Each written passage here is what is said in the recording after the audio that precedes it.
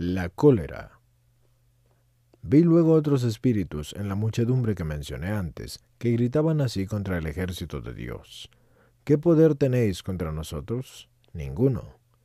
Y con gran furor miraron a las mujeres diciendo: Estas están disponibles para la propagación de la vida en el mundo, como la tierra está dispuesta a que le echen semillas. Apresurémonos a corromperlas antes de que engendren quien pueda combatirnos.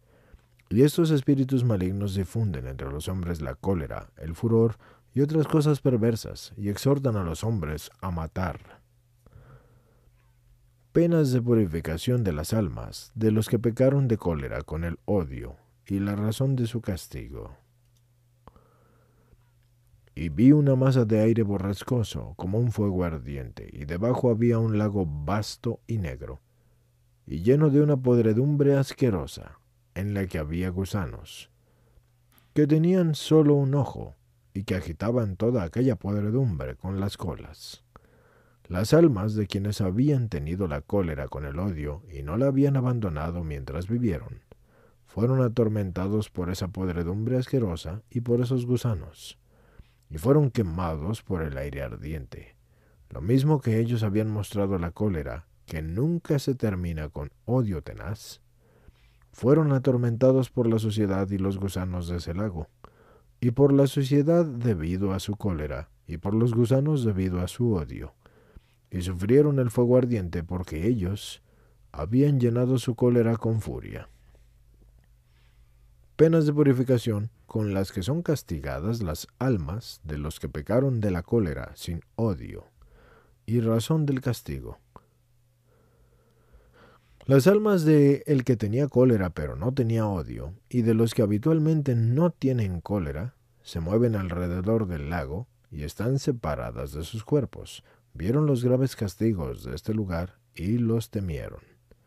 Ya que no habían tenido la cólera permanentemente arraigada, no fueron tocados por esos castigos, sino que vieron solo sus consecuencias y así lograron escaparse deprisa de ellos. Penas con las que son purificadas las almas de los que cuando vivían en su furor perpetraron un homicidio y la razón de su castigo. También vi un gran fuego que tenía las dos penas opuestas y dolorosas del ardor y del frío, además de todo género de gusanos, y con estos tormentos fueron castigadas las almas de aquellos que en la vida, en el furor de su cólera, habían matado. Ellos sufrieron ese fuego debido a su asesinato con cólera. Soportaron ese fuego por la cólera que los indujo a matar, y padecieron el frío debido a su ceguera, porque no consideraron lo que hacían, y tuvieron que soportar los gusanos por su presunción, porque tampoco tuvieron el respeto por el hombre, que es la imagen de Dios. Penas de purificación de las almas de los que cuando vivían cometieron homicidio por avaricia, y razón de su castigo. También vi otro fuego, en el que estaban dos gusanos enormes y de horrible aspecto, que exhalaban sus soplos sobre el fuego, y sobre las almas que estaban atormentadas en él. Las almas que durante su existencia en la vida cometieron homicidio por avaricia, ardieron en el fuego y fueron torturadas por los gusanos, y padecieron ese fuego a causa del homicidio, y los gusanos a causa de sus avaricias. Penas con que se purifican las almas de los que matan a sus agresores para que no sean matados, y el porqué de esas penas. Vi un foso vasto y profundo lleno de pez hirviente y de azufre, alrededor del cual había ranas y escorpiones que infundían terror a las almas que ahí eran torturadas, pero sin embargo no las herían. En efecto, las almas de los que mataron a sus agresores para que no los asesinaran, estaban colocadas en ese foso, por el homicidio que habían perpetrado de aquel modo.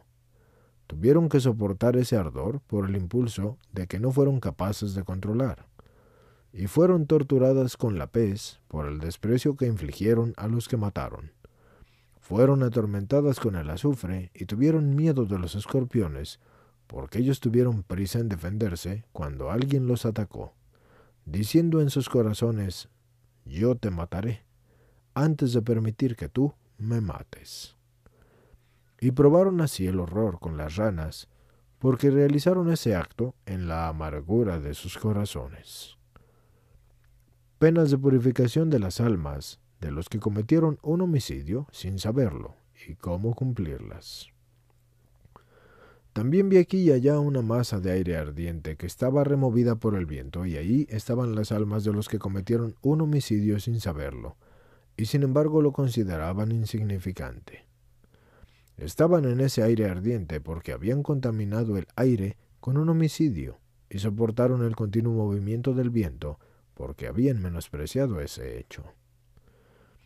Penas a las que son sometidas las almas de los que, cuando vivían, mataron a otros hombres por envenenamiento o de algún otro modo, sin derramar sangre, y por qué sufren por esto. Luego vi un fuego grande y resplandeciente en el que había horrorosos gusanos con un hocico de puerco que agitaban todo aquel fuego. Ahí estaban las almas de los que habían matado a otros hombres mientras estuvieron en vida, con veneno o de algún otro modo, pero no derramaron sangre. Ardían en ese fuego resplandeciente porque ellos trajeron la muerte a otros por medios ocultos. Y fueron atormentados por los gusanos, con hocico de puerco, por el veneno con que cometieron el homicidio. Penas de purificación de las almas de los que han extinguido la vida humana, que germinaba en ellos, y han matado a los niños ya nacidos, y la razón de su castigo. Y vi un fuego intensísimo que ardía cerca de un pozo de una agua cristalina. Algunas almas quemadas por este fuego tenían gusanos ceñidos alrededor de su ombligo, como si fueran cinturones, y otras, sin embargo, aspiraron un poco de fuego y luego lo expiraron, como hace un hombre cuando toma aliento y luego de nuevo lo emite.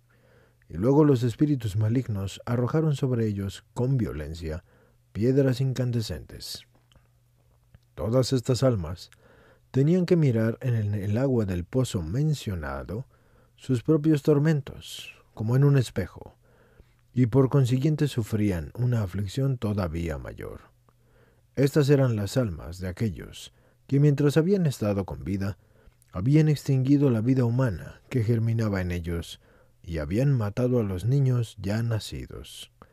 Las almas de las que destruyeron en sí la vida apenas concebida, ardían por esta culpa en el fuego y llevaban el cinturón de gusanos debido a su acción inhumana. Y las almas de los que habían matado a su propia prole fueron castigadas por su maldad en este fuego. Y debido a aquel despiadado asesinato, inspiraban el fuego y lo vomitaban de nuevo. Y sufrieron los golpes de las piedras ardientes lanzadas por los espíritus malignos, por la dureza del ánimo que demostraron al hacer eso. Además, como no se preocuparon de considerar lo que hicieron, vieron reflejado en el agua los tormentos que padecían, y no para su consuelo, sino para tener un mayor sufrimiento. Las almas de los que se dieron muerte a sí mismos están en la gehenna y están sometidas a los suplicios del homicida. No vi las almas de los que se dieron muerte a sí mismos, ni las penas a que fueron sometidas, pero supe que se encontraban en el pozo de la gehenna, y en efecto tuvieron que padecer los suplicios del homicida, porque se mataron, pero fueron sumergidas en el pozo de la gehenna, puesto que no hicieron la penitencia por ese acto. Y por el Espíritu viviente vi y entendí eso. Los hombres que se castigan por sus transgresiones, mientras están en la vida, haciendo penitencia con cilicios y azotes y ayunos, pueden borrar los actos de la cólera cometidos con odio. Y de nuevo escuché una voz de la mencionada luz viviente que me dijo: estas cosas que ves son verdaderas y son tal como las ves. Por tanto, los hombres implicados en los vicios y castigados con las penas escritas, si aborrecen el horror de los suplicios, deben esforzarse en castigarse por sus transgresiones mientras todavía están vivos, para no tener que soportar las peores tormentas en el mundo futuro. Y en efecto, los que hacen de la cólera y del odio su segunda naturaleza, si quieren alejar de sí a los espíritus malignos que se los están sugiriendo y evitar los castigos, deben afligirse con cilicios y latigazos e imponerse ayunos muy severos. Los hombres que experimentaron cólera pero no odio, deben castigarse para no incurrir en las penas consiguientes. En cambio, si experimentaron la cólera pero no el odio malvado, y así quieren corregirlo, impónganse el cilicio y latigazos, pero no ayunos, en proporción al peso de sus pecados, y según la recomendación que les indique su consejero espiritual. La cólera, que está en cierto modo en el corazón del diablo, desea revolver las cosas del cielo. La cólera, en efecto, es un vicio grave, que está en cierto modo en el corazón del diablo. A veces se esconde en la madriguera de la serpiente y amenaza al hombre para que pierda su inteligencia y su control. El hombre enojado huye de la bendición de Abraham. Esto se debe a que Abraham obedeció todos los mandamientos de Dios con la voluntad real de cumplir el bien, de manera que esa bendición le dio origen a una numerosa descendencia. El hombre que está enojado corroe cualquier brizna de virtud y devora todo lo que germina. La cólera es similar a un ladrón obstinado que rechina sus dientes contra el hombre por todos los dones que recibe de Dios, y en cualquier sitio que puede.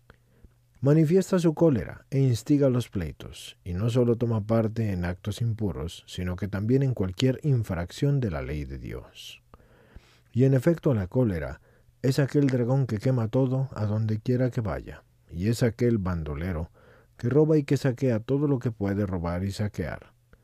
En los momentos de la cólera, el sabio se vuelve un loco por la necedad, y el paciente cae en la impaciencia, y el moderado en la intemperancia. La cólera también es la amargura que rechaza la bondad y la dulzura de las leyes y los preceptos de Dios. Es el homicida que separa el cuerpo y el alma y que no permite que estén juntos.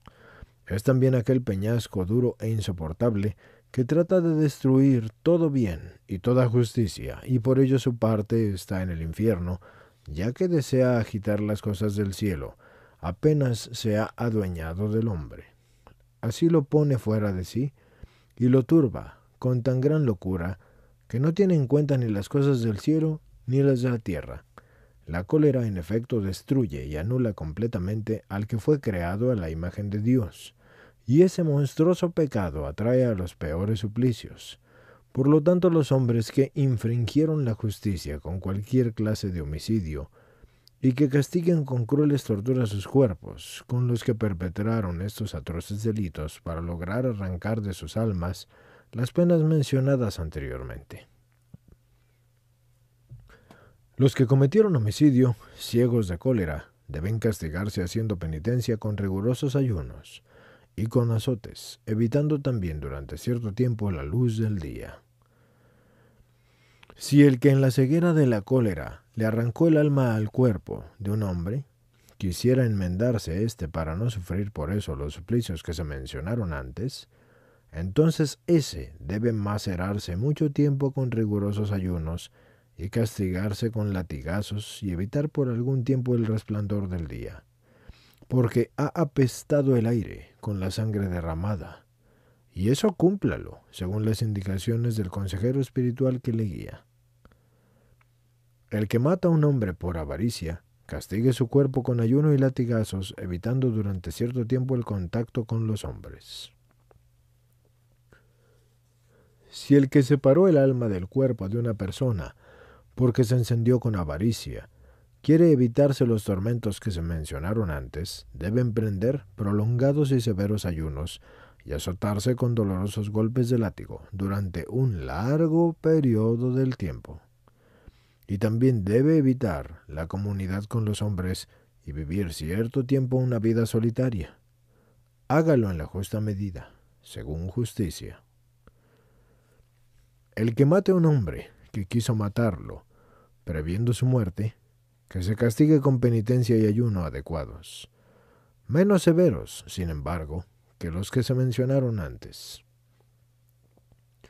Si el que mata a una persona porque creyó que otra persona iba a matarlo, quiere librarse de ese castigo, de ese pecado, se deberá castigar con ayuno, aunque un poco menos riguroso que los de los casos antes mencionados, según el recto juicio y en proporción a su culpa. El que lleve a un hombre a la muerte sin saberlo, purifíquese haciendo penitencia con ayunos, pero menos severos.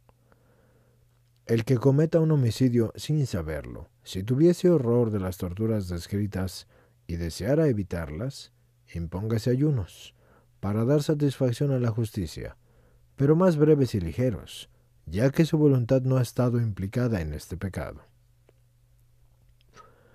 El que mató a un hombre, envenenándolo o de algún otro modo, sin derramar la sangre, aflíjase con penitencia, con rigurosos ayunos y azotes y con cilicios. Incluso debe evitar por algún tiempo el contacto con los hombres. El que haya hecho morir a otro hombre con veneno o con algún otro medio, pero no derramara su sangre, si se quiere sustraer a los tormentos que se le deban a ese pecado cometido, debe emprender por largo tiempo riguroso ayuno y azotarse con severidad, e incluso se debe atormentar con el cilicio y debe dormir sobre ceniza, y evitar la compañía de los hombres, y llevar una vida solitaria en el bosque durante todo ese tiempo.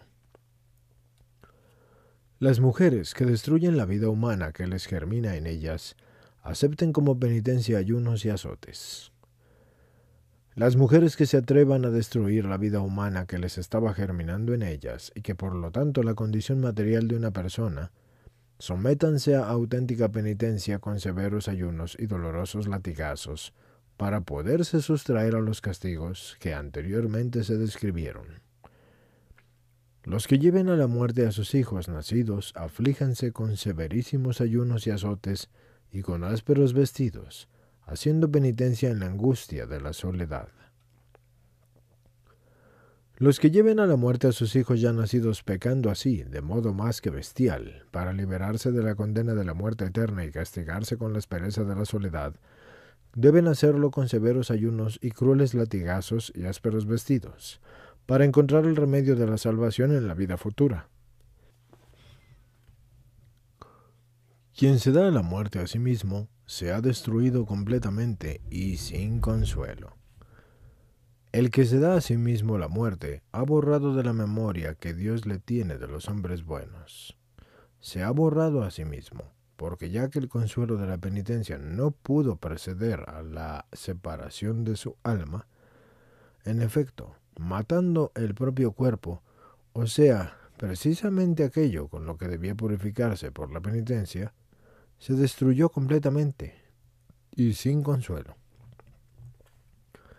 En cualquier penitencia que imponga un juez, debe considerar las características de la persona. En toda penitencia que un juez imponga, tiene también que considerar la potencia y la debilidad de la naturaleza humana, y bendito sea quien se arrepienta de sus propios pecados y se presente el juez tanto en esta como en la otra vida. En efecto, la penitencia que se inicia en esta vida y acaba en el arrepentimiento, lleva a la gloria de la vida eterna.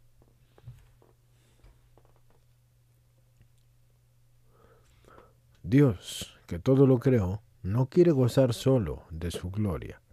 A su proyecto no puede oponerse nadie. Dios creó todas las cosas e hizo todas las criaturas vivas, y condujo a la perfección a todas sus obras, según dispuso antes de los siglos. Pero no quiso gozar solo de su gloria, sino que la distribuyó entre sus criaturas para que pudieran alegrarse con él, como una clueca que recoge a sus pollitos bajo las alas. Pero el primer ángel cayó, y se arruinó a sí mismo, e hizo caer también al primer hombre. Con la caída del hombre, todos los elementos se trastornaron. Con la muerte de Abel, los elementos se cubrieron de su sangre, e incluso la tierra se empapó. Y el diablo dijo para sí mismo: ejecutaré toda mi voluntad en la obra de Dios, y por medio del hombre lograré hacer más que por mí mismo. Pero Dios, en su gran sabiduría, miró en sí mismo, encontrando el modo de purificar al hombre que se había perdido. La sabiduría de Dios es tal que ninguna criatura puede siquiera penetrarla. En su sabiduría Dios estableció que su Hijo naciera de la Virgen, de modo que pudiera redimir al hombre, y a esta sabiduría nadie puede oponerse. En contraposición a los pecados que el hombre pudo cometer, el Hijo de Dios soportó en su cuerpo muchos sufrimientos y tomó sobre sí también los pecados de los penitentes.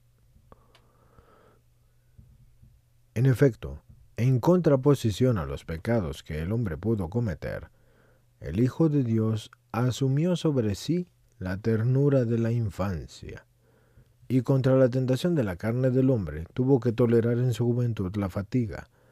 Contra la glotona avidez en el hombre aceptó pasar hambre.